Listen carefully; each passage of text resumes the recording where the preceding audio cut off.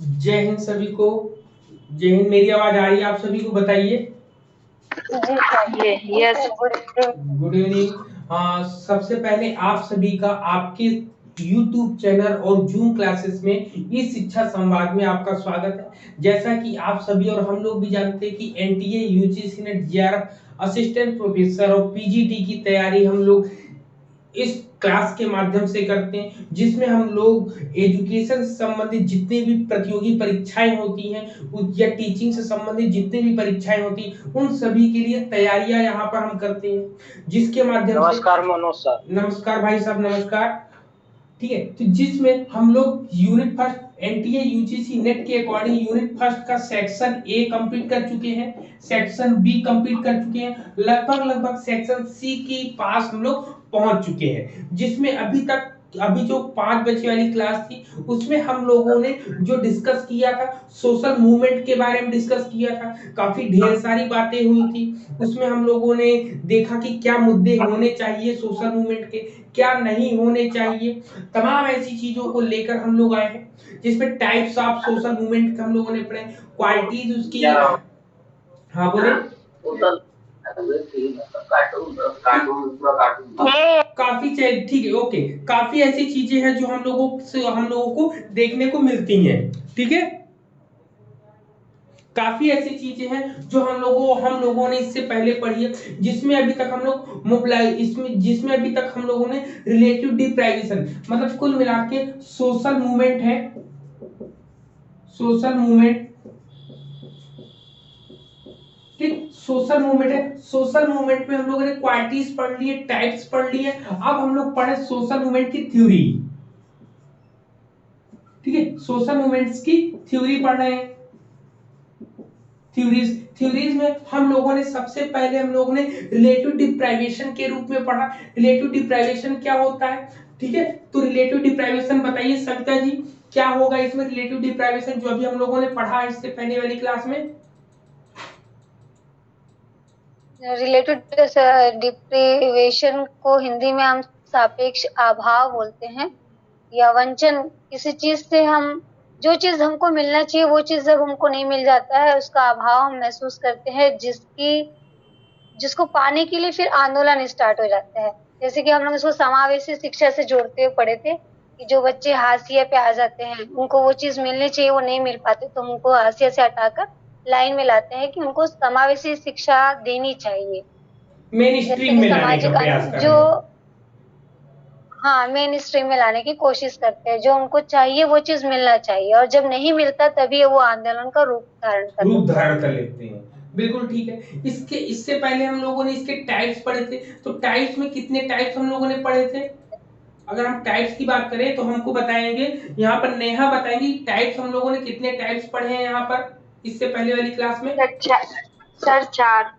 कौन कौन से? प्रतिरोध आंदोलन, सुधार आंदोलन, क्रांतिकारी और व्यक्त ठीक एक्सप्रेसिव। है, रेजिस्टेंस पढ़ा था हम लोगों ने, रिफॉर्म पढ़ा है, रिवोल्यूशनरी पढ़ा है और एक्सप्रेसिव पढ़े। ये 4 मूवमेंट हम लोगों ने पढ़े हैं। 4 मूवमेंट का थ्योरीज हम लोग चले थे, तो थ्योरीज पर हम लोग डिस्कस करेंगे। ठीक है, जिसमें सबसे पहले रिलेटिव डिप्राइवेशन के रूप में हम लोग पढ़ चुके हैं। रिलेटिव डिप्राइवेशन होता क्या है इसके बारे में हम लोग पढ़ चुके हैं। अब इसके बाद अब हम लोग बात करेंगे किसकी? रिसोर्स मोबिलाइजेशन की। ठीक है, किसकी बात करेंगे? रिसोर्स मोबिलाइजेशन की।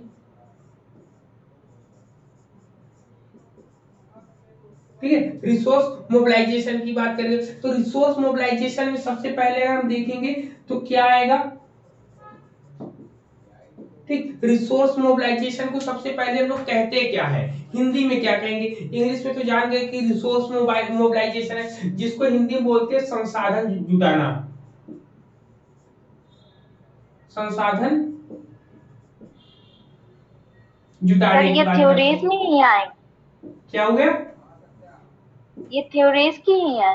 हाँ, ये थ्योरीज में ही है, ये इनकी थ्योरीज में है।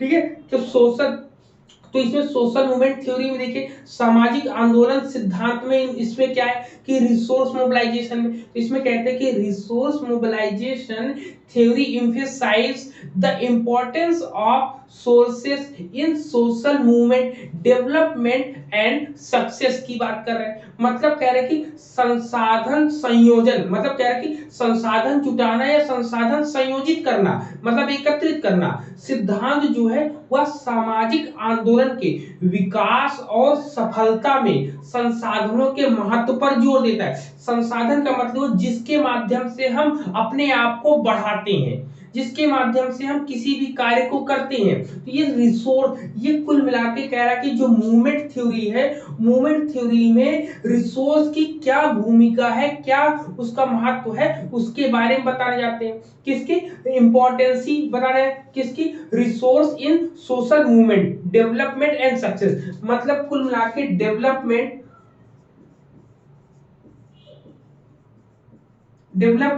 And success.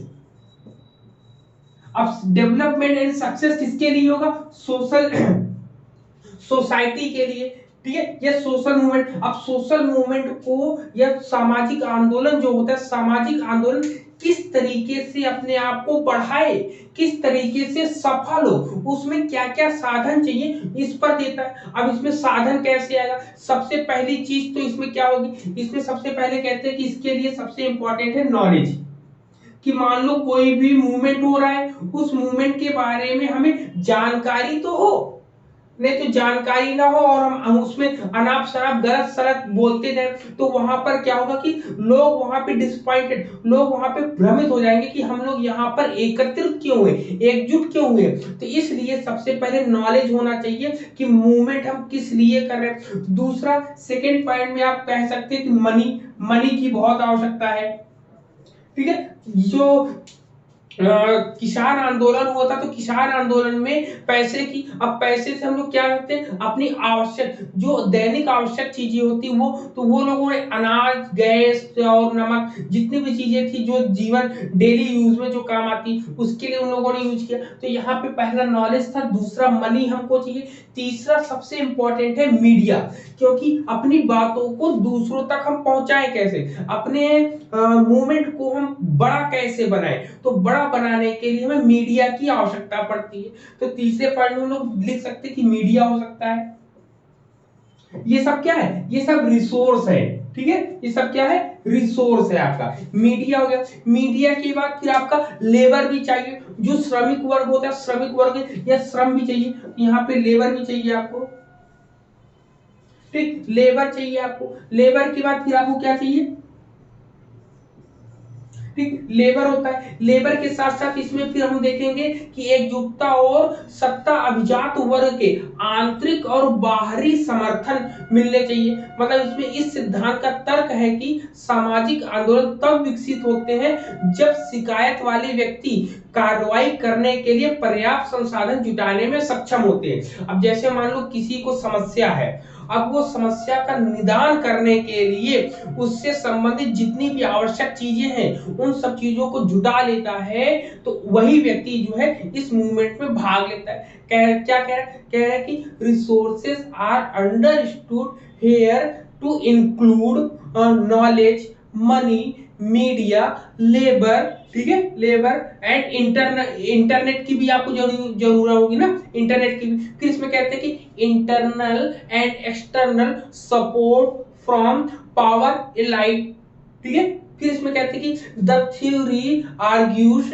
That social movements develop when individual with grievances are able to mobilize sufficient resource to take action, ठीक है। कि मतलब जो यहाँ पे पीड़ित है, जिसको शिकायत है या जिसको जो मूवमेंट करना चाहता है, तो मूवमेंट करने वाले व्यक्तियों के पास इतने संसाधन होने चाहिए। सबसे पहले उसके नॉलेज हो, मनी हो, मीडिया हो और उसके पास श्रम हो, ठीक है, और आंतरिक और बाहरी वर्गों से उसका तालमेल अच्छा हो, तब जाके वो सोशल मूवमेंट को अच्छे तरीके से आगे बढ़ा पाएगा, नहीं तो उसके मूवमेंट को दबा दिया जाएगा, ठीक है। ये क्लियर पॉइंट, बताओ इतना पॉइंट क्लियर हो गया यहाँ तक रिसोर्स मोबिलाइजेशन में?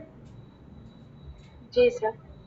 हाँ, अब इसमें कहते हैं कि इसमें संसाधनों पर जोर जो है, संसाधनों पर ज्यादा इंपॉर्टेंसी क्यों रखते हैं, इसका स्पष्टीकरण भी प्रदान करते हैं। कहते हैं क्योंकि इसमें कुछ असंतुष्ट और कुछ वंचित वर्ग के लोग आ जाते हैं, संगठित होने में सक्षम हो जाते हैं, जबकि अन्य इसमें नहीं आ पाते। मतलब इसमें कि कुछ धनवान तो होते हैं लेकिन जो अपनी बातों को सही जगह पहुंचा नहीं पाते, तो उनको एक माध्यम चाहिए रहता कि वो पीछे से अपना गेम खेल जाए। तो ऐसे लोग भी हम लोगों को मिलते हैं, चाहते तो हैं। जैसे मान लो एक पार्टी है या एक समूह, इस समूह में कुछ मान लो 100 लोगों का एक समूह है, 100 में से 10 लोग चाहते हैं कि इस पार्टी में बदलाव होना चाहिए। तो बदलाव होने के लिए यहाँ के जो धनवान लोग हैं, कुछ लोग दूसरे जो इसका विरोध करें उनके साथ जाके मिल जाए। वो इधर भी मिले हैं, इधर भी मिले, दोनों तरफ मिले हैं। तो इनके पास संसाधन की कमी थी, तो कौन दे रहे? संसाधन यही वाले उठाकर दे रहे। जब सत्ता परिवर्तन होगा तो इनको ही सत्ता मिलेगी आगे आने वाली में। तो ऐसे हिस्ट्री में न जाने आपको कितनी स्टोरीज मिलेगी पढ़ने को, है कि नहीं? हेलो सर, अभी की हिस्ट्री में तो अमेरिका है।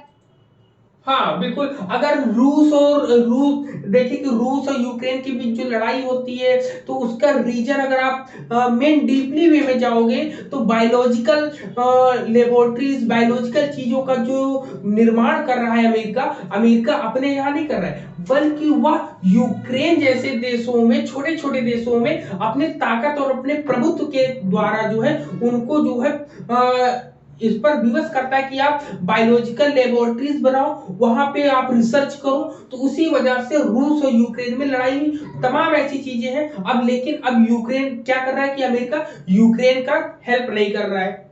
भले वहां पे उसने बहुत सी बड़ी लाइब्रेरीज और बहुत सी ऐसी चीजें जुटा रखी हैं, लेकिन वो आगे नहीं आ रहा है। क्यों? क्योंकि वो जानता है कि इसके परिणाम अच्छे नहीं होंगे आने के लिए। तो ये बैकफुट में रहकर काम कर रहा है अपना। सर, अगर वो शामिल हो गया तो वर्ल्ड वार होना ही होना है, क्योंकि नाटो वो अगर मेंबर शामिल सब होगा जुड़ तो वो जाएंगे। जानता है ना कि जितना अमेरिका के पास परमाणु बम है, एटम बम है, उससे कहीं ज्यादा रूस के पास है। हाँ सर, रसिया के पास बहुत ज्यादा है, लेकिन बहुत ये ज्यादा है कि नाटो मेंबर तब जुड़ जाएंगे। बिल्कुल बिल्कुल। तो ये उनकी वर्ल्ड लेवल पे बात, अगर हम लोग बात करें तो वर्ल्ड लेवल की बात एक अलग चीजें हो जाती हैं। तो उसमें बहुत सी ऐसी चीजें हैं कि उनका क्या गेम चल रहा है, उनके गेम को समझना दरअसल काफी डिफिकल्ट है। ये लड़ाई केवल रूस और यूक्रेन की नहीं, बल्कि रूस जो है सीधे अमेरिका से, रूस तो चाहता ही है कि कोई तो इसमें इन्वॉल्व हो, कोई इन्वॉल्व हो तो उसको मौका मिल जाए काम करने का। हाँ सर, लेकिन रसिया इसलिए दबाव बना पा रहा है क्योंकि यूक्रेन उसका पहले का ही पार्ट था, वो तो बाद में अलग हुआ। बिल्कुल बिल्कुल।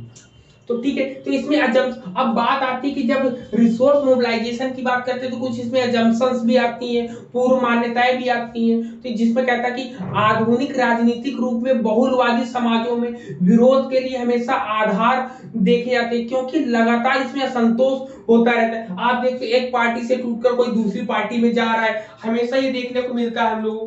हम लोगों को मिलता है नहीं मिलता है? बताओ, मिलता है कि नहीं मिलता है? हम लोगों को ये चीजें खासतौर से देखने को मिलती है। तो यहाँ पर ये हो गया आपका रिसोर्स मोबिलाइजेशन। अब आता है पॉलिटिकल प्रोसेस थ्योरी आती है। क्या आता है? Political process theory. ठीक है, पॉलिटिकल प्रोसेस थ्योरी आती है। ठीक, पॉलिटिकल प्रोसेस थ्योरी को क्या बोलते हैं? राजनीतिक प्रक्रिया सिद्धांत बोलते हैं। क्या बोलते हैं? राजनीतिक प्रक्रिया सिद्धांत। राजनीतिक प्रक्रिया सिद्धांत बोलते हैं इसको।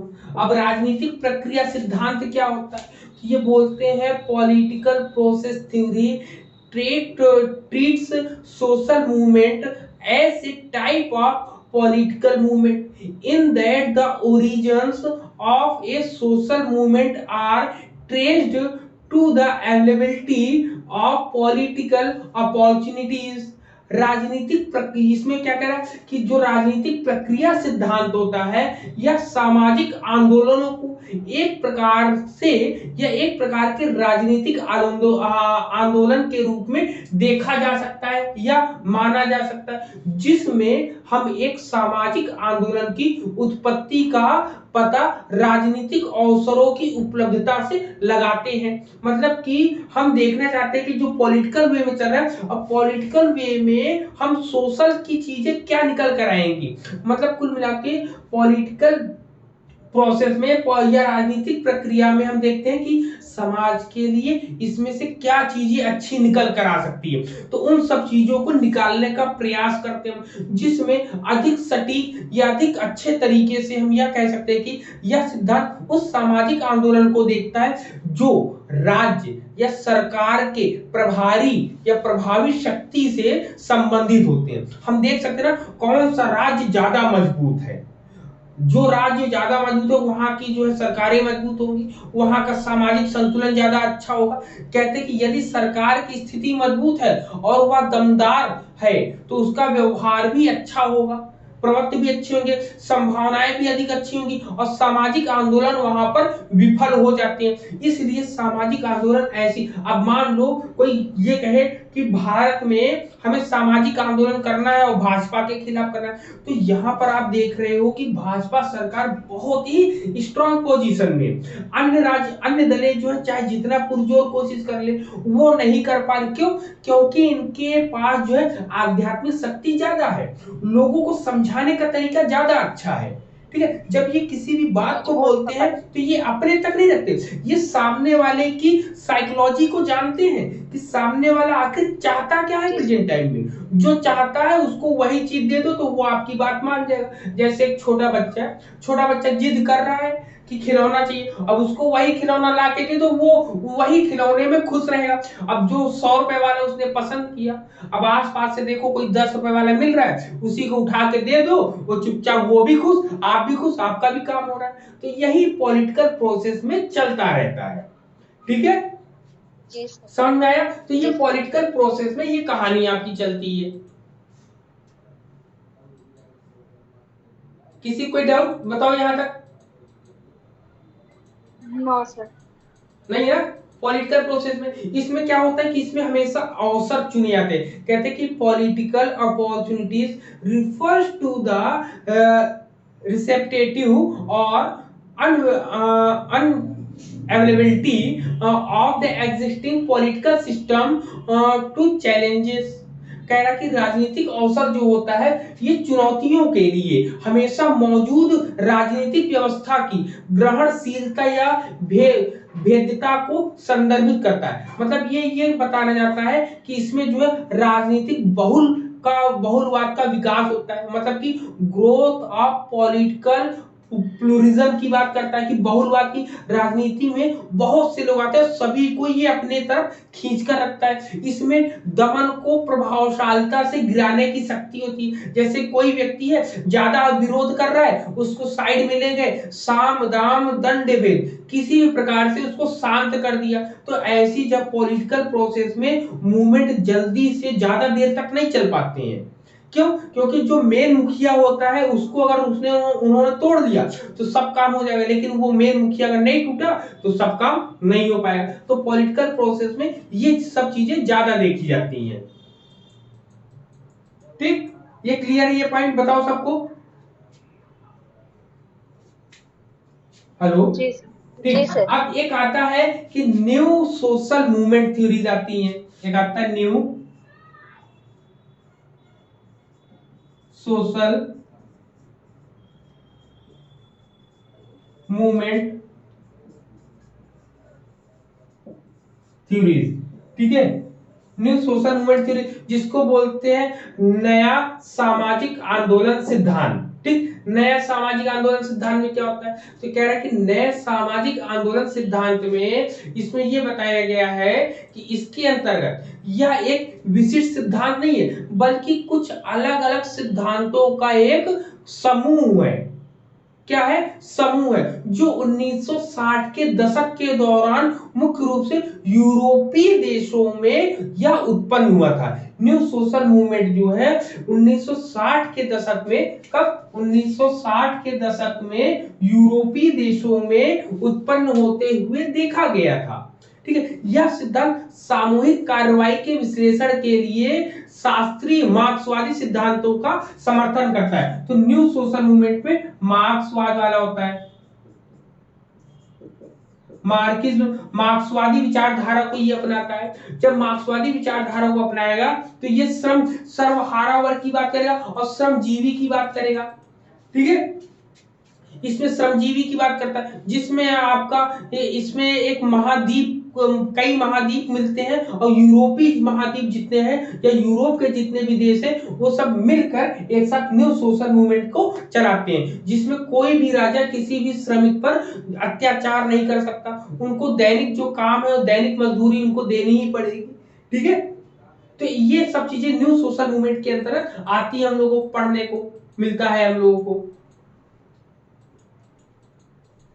ठीक है, न्यू सोशल मूवमेंट को एक शॉर्ट नाम से भी जानते हैं। एग्जाम में अगर आ जाए तो एग्जाम में ध्यान रखना है, एग्जाम में इसको NSMT बोलते हैं, ये याद रखना, कोई कंफ्यूज नहीं होना है एग्जाम में। एग्जाम में आपका आएगा NSMT, ये आता है आपका। क्लियर है पॉइंट सबको?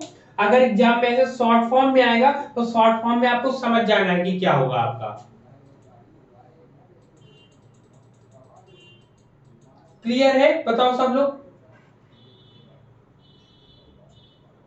हेलो जी सर। ठीक है, तो यहाँ पे आपका सेक्शन सी कंप्लीट हो जाता है। ठीक है, सेक्शन सी कंप्लीट हो जाता है। सेक्शन सी कंप्लीट होने के बाद सेक्शन डी की तरफ चलते हैं। तो सेक्शन डी में हम लोग को सोशलाइजेशन एंड एजुकेशन पढ़ने को मिलेगा। क्या पढ़ने को मिलेगा? सोशलाइजेशन एंड एजुकेशन पढ़ने को मिलेगा। तो सेक्शन सी कंप्लीट हो गया, सेक्शन डी की तरफ हम लोग प्रवेश करेंगे। ठीक है, सेक्शन सी कंप्लीट हो जाता है, सेक्शन डी की तरफ हम लोग देखते हैं। सेक्शन डी में सबसे पहले हम लोग क्या पढ़ने को मिलेगा, चलिए उसको भी देख लेते हैं। और सिलेबस आप लोग अपने पास रखा करिए ताकि आप लोग भी देख सको। ठीक है, यहाँ पे अब हम लोग किसकी बात करें? सोशलाइजेशन की।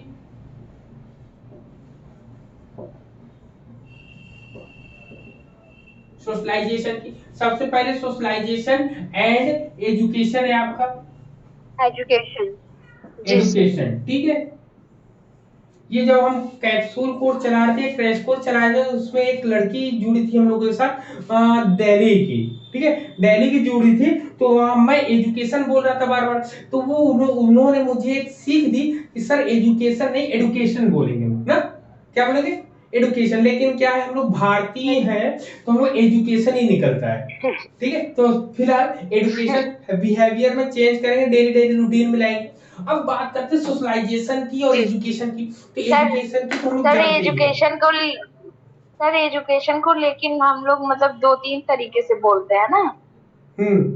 एजुकेशन हुआ, एडुकेशन हुआ, एडुकेयर हुआ, ये सारी चीजें। एडुकेयर एक अलग चीज है। एडुकेयर जो है एजुकेशन का जो पार्टीशन है, एडुसियर या एडुकेयर जो है, ये सब जो है लैटिन भाषाओं से बना हुआ ग्रीक भाषा, तो वो समझते हैं हम लोग। हाँ, ठीक। तो सबसे पहले वर्ड हम लोगों के सामने आएगा सोशलाइजेशन होता क्या है। समाज के बारे में हम लोगों ने पढ़ लिया, सामाजिक आंदोलनों के बारे में पढ़ लिया। अब बात आई सोशलाइजेशन कैसे होगा, कि सामाजिकरण शब्द का अर्थ क्या है। सामाजिकरण शब्द का अर्थ है सामाजिक बनाने की प्रक्रिया। The word socialization can meaning the process of making social। क्या लिखेंगे?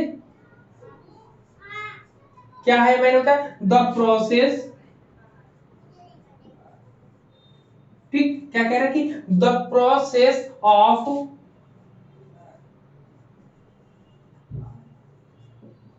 सर ये डी पार्ट स्टार्ट हो गया ना? डी पार्ट है ये, सेक्शन डी पार्ट है आपका। ये डी पार्ट से हम लोग बात कर रहे हैं यहाँ पर ना। डी पार्ट में क्या कह रहा है? सोशलाइजेशन की मीनिंग पढ़ रहे हैं, जिसमें कह रहा है कि the process of making social.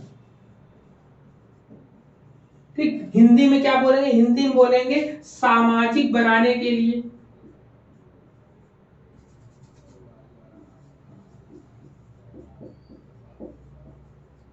सामाजिक बनाने के लिए, ठीक है, सामाजिक बनाने के लिए या सामाजिक बनाने की प्रक्रिया, सामाजिक बनाने की प्रक्रिया, ठीक, ये इसकी मीनिंग है। क्या है? मीनिंग है।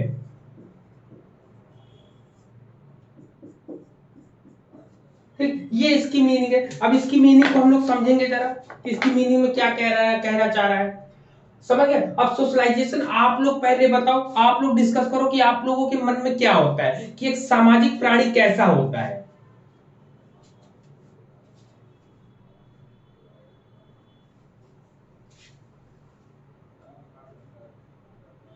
जिसको समाज एक्सेप्ट करे। समाज किसको एक्सेप्ट करेगा? दो कहानी होती है, या तो जिसमें आप अच्छे मेरे वैल्यू जैसे, या होंगे। तो आप मेरे में मिल जाओ, या तो मैं आपके में मिल जाऊं। ठीक, यही समाज सर कहता है। विभिन्नताएं होती हैं, जी, विभिन्नताएं होती हैं, विभिन्नताएं होती विभिन्नताएं। मुझे सुनाई दे रहा है कि अदाएं होती हैं, तो अदाएं नहीं, विभिन्नताएं हैं। होती हैं। नो सर, आज तो मुझे ठीक, अदाएं का मतलब ये होता है कि समाज, अब अदाएं अगर आपने बोला तो उसको भी कैसे सही करते हैं, जैसे सर हम बताएं कि विभिन्नताएं जैसे बोले आपने हैं। शक्तिमान देखा होगा। ठीक, शक्तिमान में जी ये सर, होता है जी कि सर।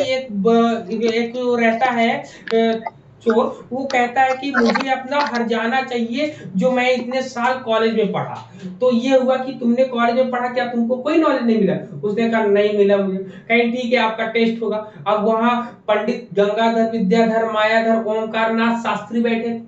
जब वो बैठे थे तो वो आया वहां पे, वहां वो बोलने लगा कि पूछा गया कि महाभारत का युद्ध कितने दिन तक चला? उसने कहा नहीं पता। कहीं फिर भी बताओ तो उसने एक फूटा दिया, कहा 9 इंच चला। तो 9 इंच को शक्तिमान ने जो है उसको 18 दिन कैसे बनाया, वही उनकी प्रक्रिया थी। तो यही समाज है। समाज क्या होता है? समाज अपनी अदाकारी दिखाता है हमको, और समाज अपने अदाकारी में हमको वशीभूत कर लेता है। ठीक, तो समाज ये कहता है कि या तो आप मेरे जैसे बन जाओ, और व्यक्ति कहता है कि नहीं आप मेरे जैसे बन जाओ। तो मेन माइंड में माइंड गेम होता क्या है? माइंड गेम होता है कि समाज को किसने बनाया? तो समाज को हमने बनाया। तो समाज किसके द्वारा चलेगा? समाज हमारे द्वारा, हमारे द्वारा, हम लोगों के द्वारा। हम है तो समाज है, समाज है तो हम नहीं है। ये पॉइंट जिस दिन सबको समझ में आ जाएगी, उस दिन दुनिया बदल जाएगी। समाज में रीति रिवाज बनाने वाले कौन है? हम लोग हैं। हम अकेले समाज से रीति रिवाज नहीं बनाते, बल्कि हमारे साथ जितने लोग सहमत हैं उन लोगों का एक बनता है। आपने देखा होगा जितने भी हम लोगों ने फिलॉसफीज पढ़ी है, फिलॉसफीज में हर धर्म अलग अलग है ना। जैन धर्म अलग है, बौद्ध धर्म अलग है, इस्लाम धर्म अलग है। क्यों? क्योंकि इनके सामाजिकरण की, इनके सोशलाइजेशन के या इनके रहन सहन की व्यवस्थाएं अलग हैं, इनकी संस्कृतियां अलग हैं, इनके समाज में दंड देने का प्रावधान अलग है। जब कोई एक वर्ग, एक संप्रदाय, बड़ा समूह जो है अलग चीजों को लेकर कंटिन्यू प्रोसेस में चलता है, तो उसी को हम सामाजिकरण। ठीक, तो ये कहता है कि the act of adopting behaviour to the norms of a culture और society is called socialisation. Socialisation can also mean going out the meeting people और विद फ्रेंड्स। क्या कहना चाहता? कह रहा है कि किसी भी संस्कृति या समाज के मानदंडों के अनुसार व्यवहार को अपनाने की प्रक्रिया को ही समाजीकरण कहा जाता है। समाज में जो भी नियम कायदे कानून चल रहे हैं, आप उसको मान लो तो आप एक सामाजिक प्राणी कहलाओगे। आप उसको नकार दो तो वो आप उसके प्रति सामाजिक प्राणी नहीं कहलाओगे। कहते नहीं, अरे नहीं ये समाज में लोगों, 4 लोगों के बीच में बैठने लायक नहीं है। क्यों? क्योंकि ये तो गलत सलत बातें करता है। जब देखो जब विरोधी बातें करता है, तो ये क्या ये समाज में बैठने लायक है? नहीं। क्यों? क्योंकि वो कह रहा है कि समाज के मानदंडों के अनुसार व्यवहार को अपनाने की जो प्रक्रिया होती है उसी को सोशलाइजेशन कहते हैं। जबकि इसमें क्या कह रहा है, यही बातें कह रहा है, और समाज के अनुसार जो चलेगा वही सामाजिक प्राणी होगा। नहीं जिसको अलग कहानी बनानी, जाओ अपना अलग समाज बनाओ।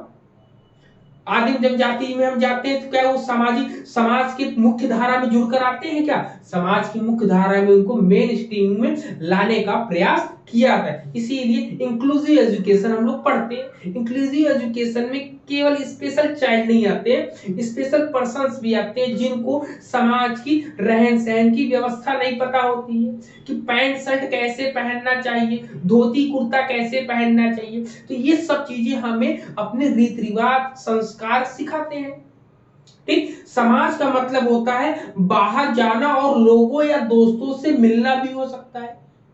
ठीक, कि आपके घर में कोई मेहमान आया है, आप उसको किस तरीके से ट्रीट करते हो, ये हमको सोशलाइजेशन ही तो सिखाता है। एक अच्छा सामाजिक प्राणी होना ही तो सिखाता है हमें, कि कोई और सिखाता है। तो सामाजिकरण एक संचरण की प्रक्रिया है। Socialisation is a transmission process. कैसा है?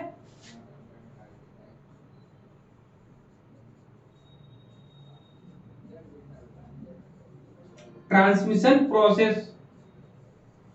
ठीक, कैसा है? एक ट्रांसमिशन प्रोसेस है जिसको हिंदी में कहते हैं संचरण प्रक्रिया।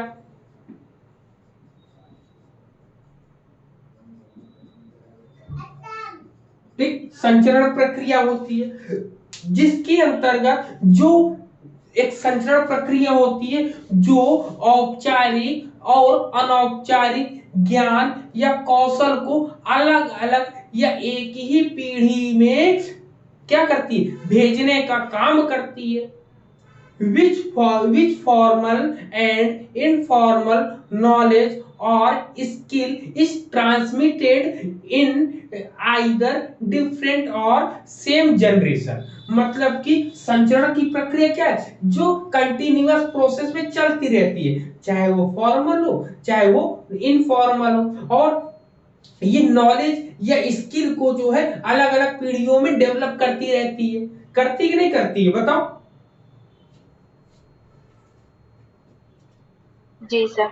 ठीक, यहाँ पे ये हो गया। फिर इसके बाद कहते हैं कि और क्या है इसमें, तो और बताया जाता है। इसमें कहा जाता है कि जहां एक व्यक्ति अपनी भूमिका को, अपनी स्थिति को और अपने मूल्यों के बारे में सीखता है। कहते नहीं कि जैसे मान लो एक क्रिकेट टीम है, क्रिकेट टीम भी तो एक सामाजिकरण है, सोशलाइजेशन है। अब क्रिकेट टीम में 11 लोग हैं, अब 11 लोगों में अब 11 लोग हैं, 11 लोगों में सबकी भूमिकाएं अलग अलग होती है नहीं। विकेट कीपर अलग है, 4 या 5 बैट्समैन अलग हैं, फिर 2 ऑलराउंडर एक अलग है, 3 बॉलर एक अलग है। तो सबकी भूमिकाएं यहाँ पर निश्चित है ना। वैसे ही समाज में भी हम लोगों को अपनी भूमिका याद रखनी चाहिए कि हम लोग समाज में किस तरीके से बिहेव करें, कि लोगों में अराजकता ना फैले, वो समाज में किस तरीके से सरवाइव करें, एक दूसरे से मिलकर या जुड़कर उनसे। ठीक है, तो उसी प्रकार हमारे जैसे क्रिकेट टीम होती है वैसे ही हमें अपने एक समाज को, अब घर भी है, घर में भी आप और हम अच्छे तरीके से रहें, अच्छे आचरण सिखाएं कि बाहर जाए तो उसका प्रभाव। कहा नहीं था कि स्कूल में जब हमारा बच्चा जाता है हमारे घर का, तो वो जिस तरीके से बिहेवियर करता है पूरे के पूरे घर के एटमॉस्फेयर को वो जान जाते हैं कि ये किस घर से बिलोंग करता है। ज्यादा शोर करता, लड़ाई झगड़ा कहते नहीं क्या झोपड़पट्टी से आए हो क्या। तो वही है कि हम लोग जिस तरीके से उनको सिखाएंगे समझाएंगे वो वैसे ही जाके बाहर प्रक्रिया करेंगे। तो ये सामाजिकरण की एक प्रक्रिया। फिर कहता है socialisation is a process where a person learns about role, status and value that should have in a society.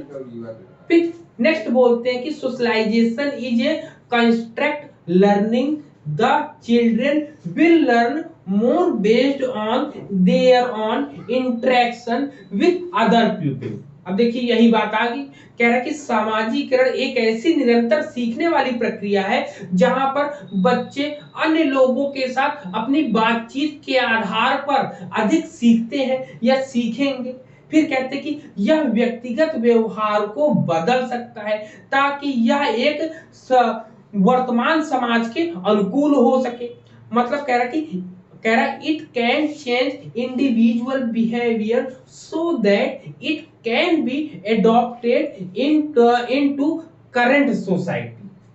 ठीक, क्या होता है कि जब बच्चा जो है यहाँ पर स्कूलों में कोई खेल होता है तो उसमें टीम का लीडर बनाया जाता है। वो टीम का लीडर क्या होता है, वो टीम का लीडर सबको लीड करता है। टीम का लीडर क्यों लीड करने का मतलब ये होता है कि उसको किस तरीके से चलाता है। चलाने का मतलब है कि एक चैन में सभी को कैसे बांधे।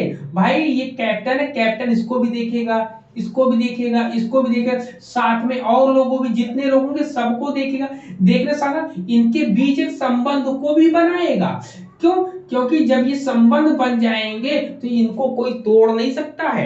इसीलिए कैप्टन होता है। कैप्टन क्या होता है कि वो सबको बांध कर रखे एक साथ, लड़ाई झगड़ा ना होने पाए, ऐसी चीजें ये बनाकर रखते हैं। ये सब सोशलाइजेशन के माध्यम से ही हम लोग सीख सकते हैं या उसमें आगे बढ़ सकते हैं। अब इनकी विशेषताओं के बारे में जो हम बात करेंगे तो इनकी विशेषताओं में सबसे पहले, हाँ यहाँ पर इनकी विशेषताओं में विशेषताएं लिख दे। ठीक, विशेषताओं के बारे में हम बात करेंगे तो विशेषताओं में आएगा कि यह कह रहा कि it is a life long process, यह जीवन भर चलने वाली प्रक्रिया है। क्या लिखेंगे? Life long process, life long process है ये आपका। ठीक है, पहला पॉइंट। दूसरे पॉइंट में कहता है कि यह एक सामाजिक व्यवस्था के सिद्धांतों, मूल्यों और प्रतीकों को विकसित करने में मदद करता है। किसके किसके? प्रिंसिपल को,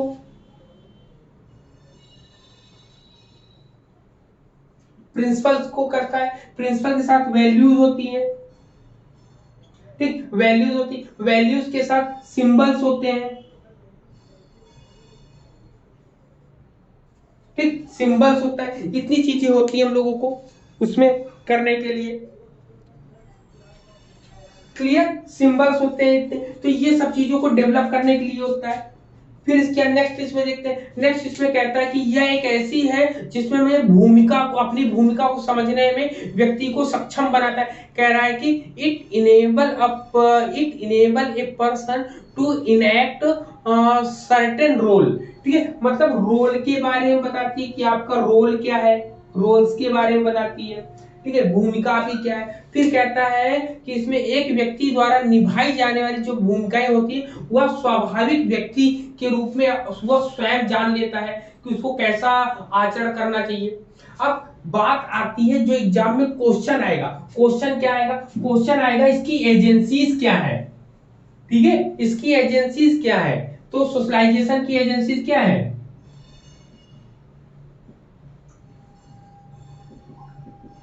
ठीक, तो सर ये हाँ ठीक है, तो यहाँ पर हम लोग सर एजेंसी मतलब क्या होती है? एजेंसीज का मतलब होता है अभिकरण, इनके जो है पार्ट्स, कि इसके एजेंसीज या समाज के अंदर कौन कौन सी चीजें आती हैं मुख्य रूप से जिसके अंदर सब लोग। तो सबसे पहले इन्होंने बताया कि फैमिली होता है। अभिकरण या एजेंसीज का मतलब होता है कि जहां पर कई चीजें मिलकर एक साथ रहती हैं। ठीक है, एजेंसीज का मतलब ये होता है। हिंदी में शायद अभिकरण बोलते हैं, क्या अभिकरण। ठीक है, तो पहला फैमिली है, दूसरा पीयर ग्रुप है। पीयर ग्रुप को हम लोग क्या बोलते हैं? सहकर्मी, सहकर्मी समूह, सहकर्मी समूह। ठीक है, फिर तीसरा जो होता है, तीसरे पॉइंट में आपका आता है आपका स्कूल आता है। ठीक है, स्कूल आता है, स्कूल को स्कूल ही बोलते हैं, विद्यालय स्कूल को। ठीक है, फिर नंबर 4 पे आप क्या आएगा? Mass media. क्या आएगी? Mass media. मास मीडिया को हम क्या बोलते हैं? जनसंचार। जन संचार। ठीक है, तो ये आपकी एजेंसीज इसके अंतर्गत आती है। एक क्वेश्चन पीजीटी में आया था कि न्यूक्लियर परिवार क्या है, कि न्यूक्लियर परिवार में कौन कौन से लोग आते हैं, बताओ जरा न्यूक्लियर परिवार में। या न्यूक्लियर का मतलब होता है क्या, सबसे पहले अगर इसको हम लोग जानते हैं तो न्यूक्लियर परिवार के बारे में भी बता देंगे। सर शायद सेपरेट होते हैं ना, कि जो मतलब ज्वाइंट फैमिली जहाँ ना हो। अरे ज्वाइंट फैमिली, न्यूक्लियर में कितने होते हैं, इलेक्ट्रॉन, प्रोटॉन और न्यूट्रॉन होता है, 3 चीजें होती हैं। अब बताओ परिवार में 3 लोग कौन कौन से, पति, पत्नी और बच्चे। तो उसको न्यूक्लियर परिवार बोलते हैं, याद रखिएगा। जी सर। न्यूक्लियर परिवार, ठीक है। इसके अंदर कौन आएंगे, पति, पत्नी और बच्चे। ठीक, ये हो जाएगा। ठीक है, तो ये जो है पीजीटी में एक बार क्वेश्चन आया था, तो उससे रिलेटेड है ये आपका। ठीक है, अब यहां पर हम लोगों को जोड़ के किससे चलना है, सामाजिकरण और शिक्षा में क्या संबंध है, इसको लेके चलेंगे। तो शिक्षा एक सामाजिक प्रक्रिया है, education is a social process. फिर कहता है कि which prepare individual to lead a meaningful and dignified life। मतलब कह रहे कि शिक्षा एक सामाजिक प्रक्रिया है जो व्यक्ति को एक सार्थक और सम्मानजनक जीवन जीने के लिए तैयार करती है। ठीक, यह अन्य सामाजिक शक्तियों के साथ मिलकर, यह कौन, शिक्षा सामाजिक शक्तियों के साथ मिलकर समाज की संरचना को आकार देने में महत्वपूर्ण भूमिका देती है। शिक्षा के माध्यम से ही समाज अपनी युवा पीढ़ी को अपना ज्ञान, कौशल और मूल्य तथा व्यवहार पैटर्न प्रदान करती है। क्या करें, करें together with other social forces it plays an important role in shaping the structure of society। Through education society imparts its knowledge, skill, value and behavioral pattern to its younger generations। समझ में आया इतनी चीजें, point बताओ, Hindi English दोनों में बताया। ठीक, हेलो, इतनी चीजें समझ में आई। अब यहाँ पे और भी चीजें एग्जांपल देते हैं कैसे इसमें। तो ये कहता है कि शिक्षा जो होती है वह कहाँ होगी, तो शिक्षा मतलब विद्यालय समाज का लघु रूप है, ये जॉन डीवी ने बोला। यदि समाज का लघु रूप विद्यालय है, विद्यालय में शिक्षा दी जाती है, तो हम कह सकते हैं कि शिक्षा एक समाज में ही होती है। इसलिए उस समाज से प्रभावित भी होती जिसमें वह होता है। मतलब स्कूली शिक्षा देने के लिए महत्वपूर्ण होता है सामाजिक संस्थाएं। सामाजिक संस्थाओं में से एक इसकी भूमिका दूसरे को प्रभावित करती है। मतलब एक जगह स्कूल है, एक जगह समाज है, दोनों चीजें होती है। पुराने समय में समाज विद्यालय तो नहीं रहते थे, लेकिन समाज में जैसे सूरदास, कबीरदास, ये लोग विद्यालय तो नहीं गए पढ़ने, लेकिन इनके पास ज्ञान था। ज्ञान कहाँ से था, पुराने लोगों के साथ बैठते थे, उनसे उनको ज्ञान मिलता था। तो समाज भी एक शिक्षित समाज जो है हम लोगों को आगे बढ़ाने का काम करता है। अब शिक्षा की, अब इसमें शिक्षा की भूमिका क्या है, तो ये कहते हैं कि शिक्षा की एक सामाजिक भूमिका है और वह यह है कि भविष्य के समाज को ढालने में शामिल करते हैं कि हमारी न्यू जनरेशन की पीढ़ी कैसे होने वाली है, कैसे होगी, उनके साथ तालमेल बैठाती है, संपर्क करती है, ताकि हम लोग आगे की ओर बढ़ सके।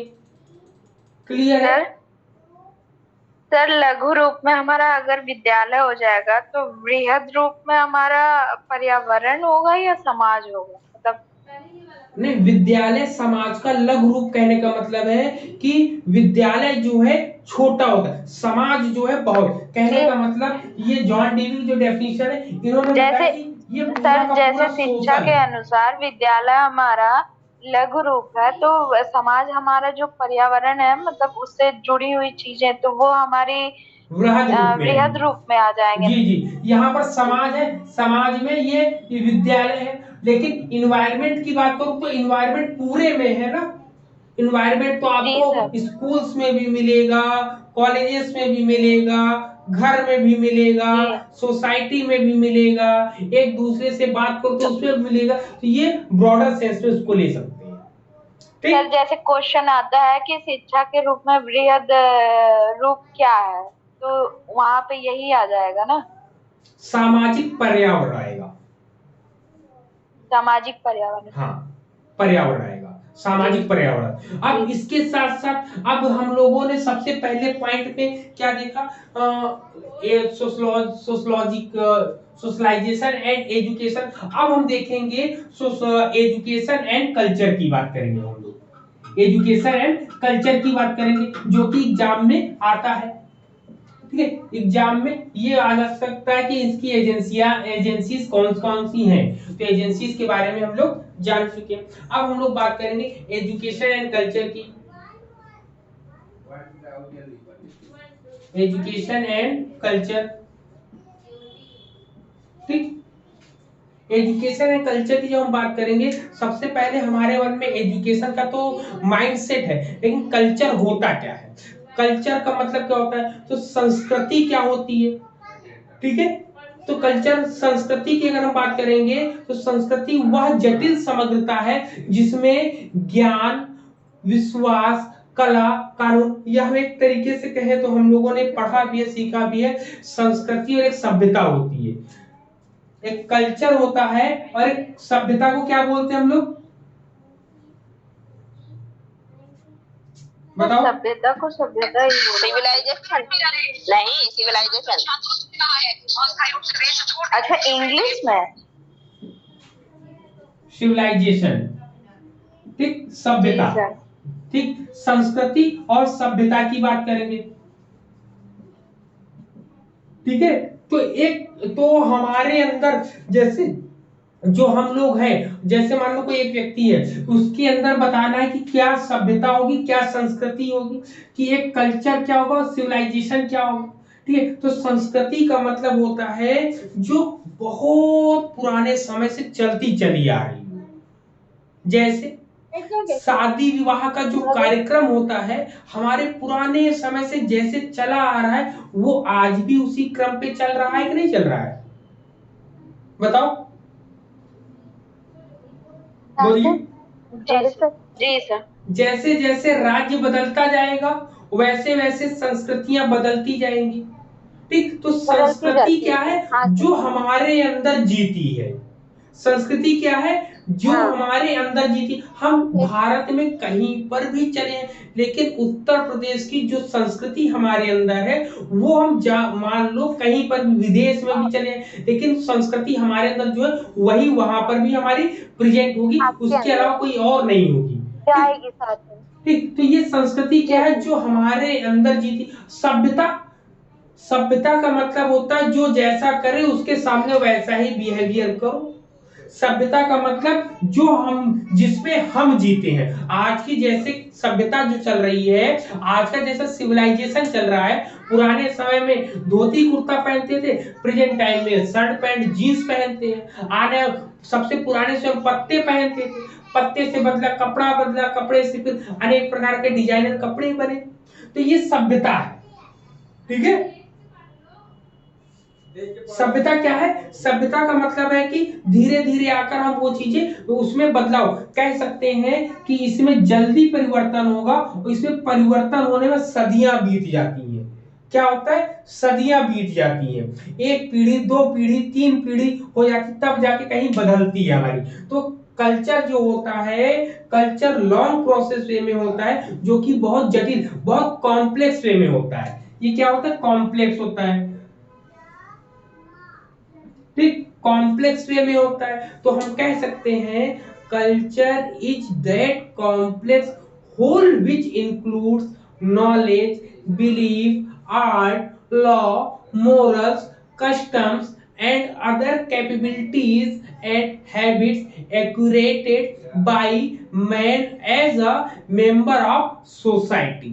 क्या कह रहा है कि संस्कृति वह जटिल प्रक्रिया या समग्रता है जिसमें ज्ञान, विश्वास, कला, कानून, नैतिकता, रीति रिवाज और अन्य क्षमताएं और आदतें शामिल हैं जो मनुष्य द्वारा समाज के सदस्य के रूप में प्राप्त की जाती है। ठीक, समझ में आई ये बात? हेलो, समझ में आई वो लाइन? ठीक है। हाँ सर, वो जिसमें ज्ञान, विश्वास, एक लाइन फिर से बोल दीजिए। जिसमें ज्ञान, विश्वास, व्यवहार, आदत, जो हाँ। अभी आपने लाइन बोली ना, वो लाइन रिपीट कर दीजिए ना प्लीज। ओके ओके, तो अभी आप बोले ना, मैंने जिसमें ज्ञान, विश्वास, हाँ, व्यवहार, संस्कृति, हाँ, जिसमें ज्ञान, लिख लीजिए, विश्वास, कला, कानून, नैतिकता, रीति रिवाज और अन्य क्षमताएं और आदतें शामिल हैं जो मनुष्य द्वारा समाज के सदस्य के रूप में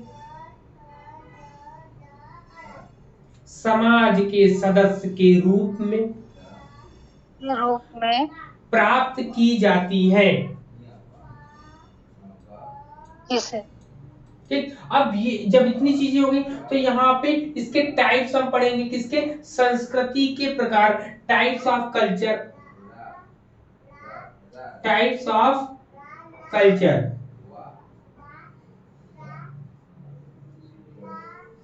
ठीक, टाइप्स ऑफ कल्चर की बात करेंगे तो टाइप्स ऑफ कल्चर को अकबर ने कितने भागों में डिवाइडेशन किया है?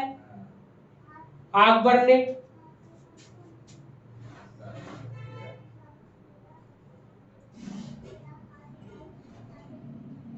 बताओ, अकबर ने कल्चर को कितने पार्टों में डिवाइड किया है? 2 पार्ट्स में। कौन कौन सा है? एक मटेरियल कल्चर है, ठीक है, एक मटेरियल कल्चर है और दूसरा नॉन मटेरियल।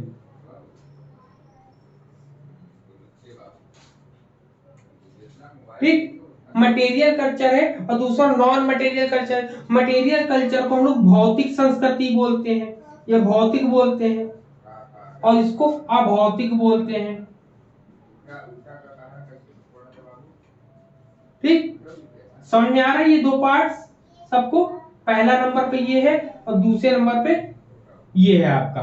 ठीक, अब भौतिक और अभौतिक कल्चर को आप जान ही सकते हो कि भौतिक कल्चर, इसमें वे सभी मानव निर्मित चीजें आएंगी और वस्तुएं शामिल होंगी जिन्हें मानव समाज ने अपने भौतिक कल्याण के लिए बनाया है। उदाहरण के लिए इसमें क्या क्या आ सकता है? जैसे आप क्लॉथ्स डाल सकते हो, कपड़े,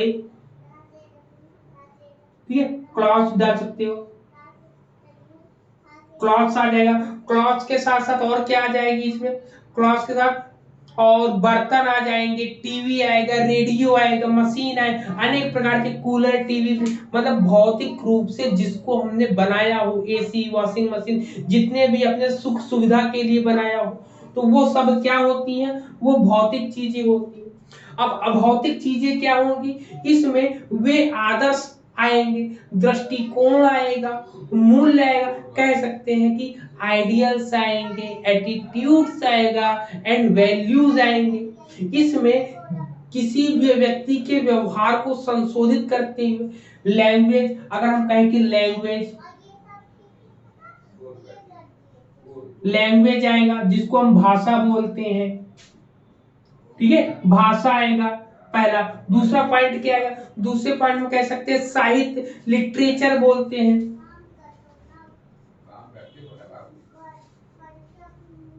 ठीक, लिटरेचर जिसको साहित्य बोलते हैं। कला आएगी, संगीत आएगा, धर्म आएंगे, रीति रिवाज आएंगी, परंपराएं आएंगी। तो ये सब अभौतिक संस्कृति के भाग होते हैं, पार्ट होते हैं। क्लियर है ये दोनों पॉइंट? बताओ।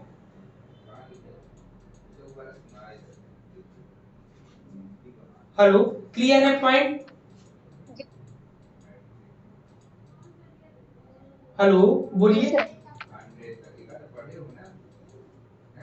जी सर। ठीक, तो ये इतनी चीजें संस्कृति से रिलेटेड आती है आपकी। शिक्षा और संस्कृति में ये आपके कंप्लीट होता है यहाँ पर। अब शिक्षा और संस्कृति में क्या क्या और होते हैं, किसमें अगर इसकी बात करी जाए कि कैसे इसका डेवलप होता है, प्रोसेस कैसे चलता है, तो आप कह सकते हैं प्रिजर्वेशन ऑफ कल्चर, संस्कृति का संरक्षण भी होता है। ट्रांसमिशन ऑफ कल्चर, संस्कृति का संचरण भी होता है। डेवलपमेंट ऑफ कल्चर, लिख देते ना, ऐसे सब भूल जाओ, लिख देते ना।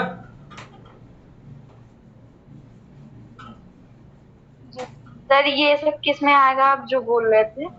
ये इसके क्वालिटीज में हम डाल सकते हैं ना, इनकी क्वालिटीज है कि ये किन किन या ये किन किन तरीकों में प्रोसेस वे में प्रोसेस इनका बता सकते हैं, प्रोसेस। ठीक, प्रोसेस में जिसमें सबसे पहला आता है प्रिजर्वेशन ऑफ कल्चर।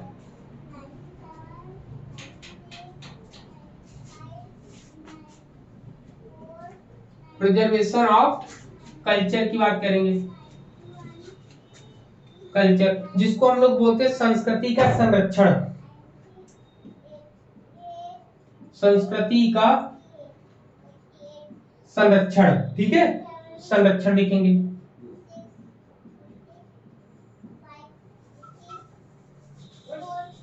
ठीक, संस्कृति का संरक्षण होगा। फिर दूसरा पॉइंट हम लिखेंगे, दूसरे पॉइंट में मैंने बताया कि ट्रांसमिशन ऑफ कल्चर,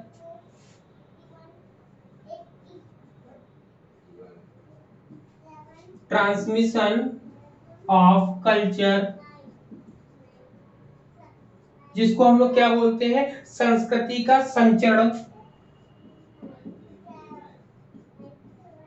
संस्कृति का संचरण होता है। फिर तीसरा पॉइंट क्या होता है, तीसरे पॉइंट को डेवलपमेंट ऑफ कल्चर,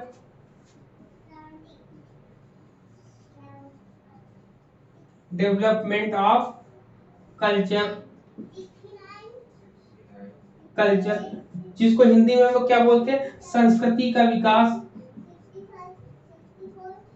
संस्कृति का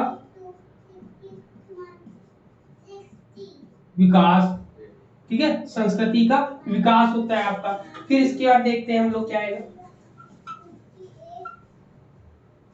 ठीक, नंबर 4 पे हम लोग देखते हैं, तो नंबर 4 पे आएगा डेवलपमेंट ऑफ पर्सनालिटी। क्या आएगा, डेवलपमेंट ऑफ पर्सनालिटी। ठीक, मतलब व्यक्तित्व का विकास, व्यक्तित्व का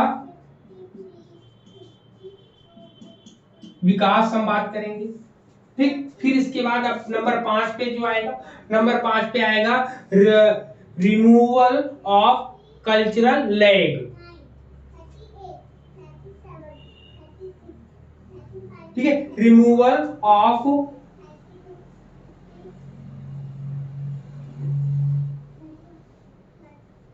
लैग। ठीक है, रिमूवल ऑफ कल्चरल लैग। तो ये कल्चरल लैग के बारे में जो बताते हैं, कल्चरल लैग इंपॉर्टेंट है आपका। ठीक है, क्या है, कल्चरल लैग इंपॉर्टेंट है क्योंकि ये एग्जाम में पूछा जाता है। सांस्कृतिक अंतराल को हटाना,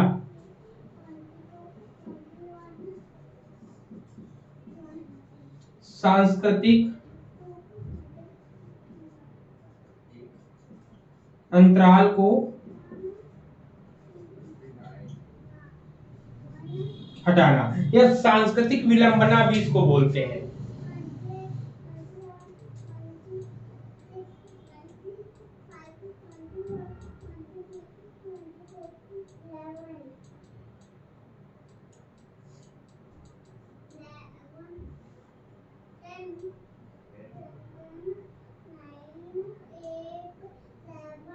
हेलो, सब लोगों ने लिख लिया?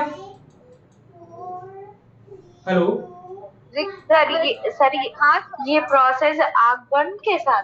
नहीं नहीं, ये पूरा का पूरा डेवलपमेंट है। अब यहाँ पर हम बताएंगे कि ये पूरा का पूरा प्रोसेस था सोशलाइजेशन, एजुकेशन, सोशलाइजेशन, कल्चर, कुल मिला के ये कल्चरल एजुकेशन एंड कल्चर जो है उनके बीच कैसे डेवलप करेगा ये बताया इन्होंने, कि संस्कृति का संरक्षण करेंगे हम कैसे, कल्चर का हम संरक्षण करेंगे एजुकेशन के माध्यम से, ट्रांसमिशन ऑफ कल्चर, संस्कृति का संचरण कैसे करेंगे एजुकेशन के माध्यम से, संस्कृति का विकास कैसे करेंगे एजुकेशन के माध्यम से, व्यक्तित्व का विकास कैसे करेंगे एजुकेशन के माध्यम से। अब कह रहा है कि रिमूवल ऑफ कल्चरल, सांस्कृतिक अंतराल को हटाएंगे कैसे, हटाना होता है एजुकेशन। ये सांस्कृतिक, ये कल्चरल लैग की बात जब कभी करेगा तो आप बताएंगे अकबर ने करी थी,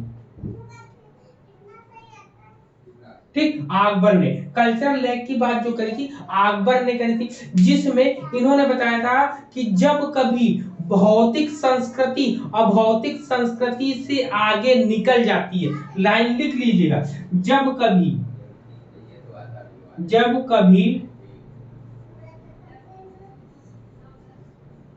भौतिक, ठीक है, क्या कह रहा है कि जब कभी भौतिक संस्कृति अभौतिक संस्कृति से अभौतिक,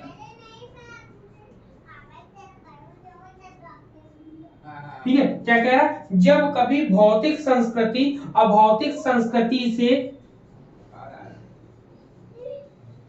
आगे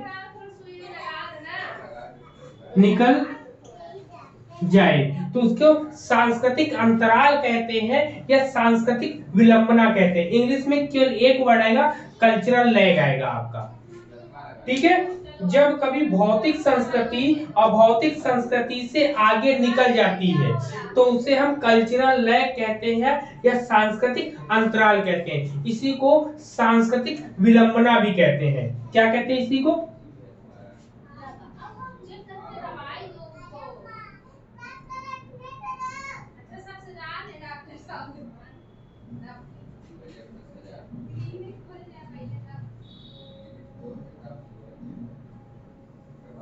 ठीक, सांस्कृतिक विलंबना भी कहते हैं यहाँ पर। क्लियर है?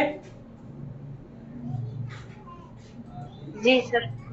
ठीक है, तो ये आपके यहाँ पर इतनी चीजें हो गई। अब हम लोग जब कल सुबह मिलेंगे तो कल सुबह हम लोग थिंकर्स के बारे में पढ़ेंगे, ठीक है, कि थिंकर्स कौन कौन से थिंकर्स थे। तो थिंकर्स में भी हम लोग को कौन कौन से पढ़ने वो भी बता देते हैं, जिसमें हम लोग पढ़ेंगे सबसे पहले स्वामी विवेकानंद जी को पढ़ेंगे, रविन्द्रनाथ टैगोर को पढ़ेंगे, महात्मा गांधी को पढ़ेंगे, अरविंदो को पढ़ेंगे, जे कृष्णमूर्ति को पढ़ेंगे, पाउलो फेरो को पढ़ेंगे, वॉलस्टोनक्राफ्ट को पढ़ेंगे, नेल नॉर्डिग्स को पढ़ेंगे और सावित्रीबाई फुले को पढ़ेंगे हम लोग। क्लियर? इतनी चीजें हम लोग कल पढ़ेंगे। अब कल से स्टार्ट करेंगे तो ये हम लोगों का 1 या 2 दिन में खत्म हो जाएगा।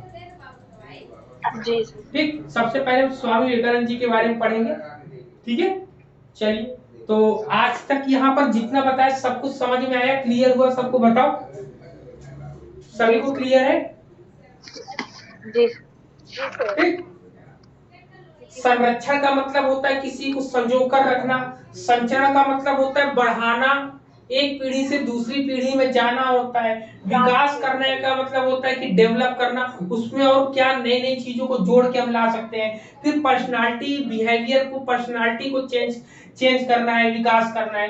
फिर कल्चरल लैग का मतलब होता है कि भौतिक संस्कृति जब भौतिक संस्कृति से आगे बढ़ती है तो उसको रोकने का काम हम करेंगे कि सब लोग भौतिक सुविधाओं पर ही भागते रहेंगे तो सब लोग मशीन बन जाएंगे। जब मैंने पढ़ाया था फिलॉसफी, तो इंडियन और वेस्टर्न फिलॉसफी, तो बताया था मैंने कि इंडियन फिलॉसफी जो है वेस्टर्न फिलॉसफी की लगाम लगाती है। ये आध्यात्मिकता के साथ साथ भौतिकता को भी साथ में लेकर चलती है।